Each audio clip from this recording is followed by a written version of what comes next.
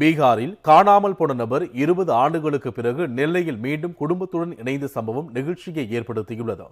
சிவகங்கை மாவட்டத்தில் அரசுக்கு சொந்தமான ஆதரவற்ற மனநலம் பாதிக்கப்பட்டோர் மீட்பு மையம் செயல்பட்டு வருகிறது. 2022 ஜூன் மாதம் 18ஆம் தேதி மாலிக் என்பவர் இந்த மையத்தின் மூலம் மீட்கப்பட்டார். அவருக்கு ஸ்கிசிப்ரோனியா என்ற மனநலம் தொடர்பான நோய் இருப்பது கண்டறியப்பட்டதால் சிகிச்சை அளிக்கப்பட்டது. மாலிக் குணமடைந்த நிலையில் அவரை தேடி யாரும் வரவில்லை. 2023ஆம் ஆண்டு நவம்பர் 20ஆம் தேதி நெல்லை காந்திநகர் பகுதியில் உள்ள மீண்டும் இல்லம் என்ற தனியார் தொண்டு நிறுவனத்தின் காப்பகத்திற்கு மாலிக் மாற்றப்பட்ட நிலையில் தன்னுடைய குடும்பம் குறித்த நினைவுக்கு வந்துள்ளன. தன்னுடைய பெயர் பாலேஸ்வர் யாதவ், பீகார் மாநிலம் கயா பகுதியில் வசித்து வந்ததாகவும் காப்பக நிர்வாகிகளிடம் தெரிவித்துள்ளார்.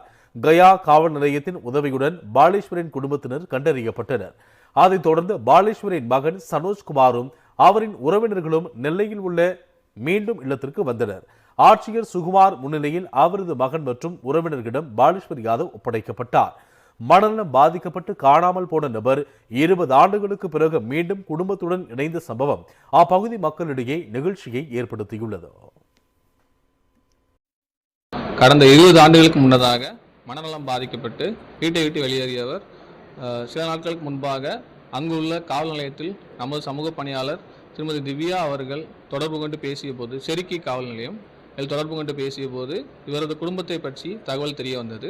அதன் அடிப்படையில் அவரது மகன் திரு சனோஜ்குமார் மற்றும் அவரது உறவினர்கள் திரு அனில் யாதவ் மற்றும் திரு சஞ்சீவ் அவர்கள் அவரை அழைத்து செல்வதற்காக மாவட்ட ஆட்சியர் அலுவலகத்திற்கு வந்துள்ளனர். இந்த நிகழ்வானது மாவட்ட ஆட்சியர் முன்னிலையில் அவர்கள் குடும்பத்தினர் ஒப்படைக்கப்பட்டு அவர்கள் சொந்த ஊரான பீகாருக்கு கடந்து செல்ல உள்ளார்கள். 20 ஆண்டுகள் காணாமல் போன, இறந்துவிட்டதாகவே நினைத்த அந்த நபர் மீண்டும் கிடைத்தால் அந்த குடும்பம் எவ்வளவு ஆனந்தமாக இருக்கும், அந்த உறவுகள் எவ்வளவு கொண்டாடும். இது இறைவன் கொடுத்த வரமாகவே அவர்கள் நினைப்பார்கள்.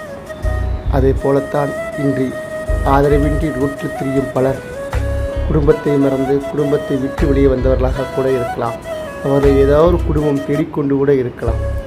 எனவே அவர்களை மீட்டெடுத்து உரிய சிகிச்சை அளித்து அவர்களை ஒப்படைக்கும் அரிய பணியில் எங்களுடன் தாங்களும் இணைந்து கொள்ள அன்புடன் அழைக்கின்றோம். ஆர் சோயா, திருநெல்வேலி.